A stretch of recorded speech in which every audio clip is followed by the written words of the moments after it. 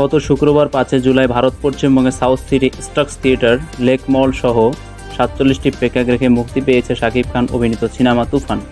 বাংলাদেশে বক্স অফিসে তাণ্ডব চললেও ভারতে সুবিধা করতে পারেনি সিনেমাটি। তুফান নিয়ে নির্মাতাদের তুমুল প্রত্যাশা থাকলেও তার সিকিভাগও পূরণ হয়নি ভারতে।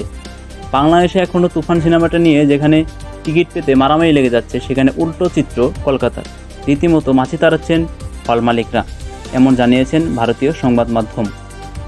তুফান এর দুটি গান লাগে উড়াধুরা ও দুষ্ট কোকিল বাংলাদেশের মতো পশ্চিমবঙ্গেও জনপ্রিয় হয়েছিল, তবে বক্স অফিসে তার প্রভাব পড়েনি।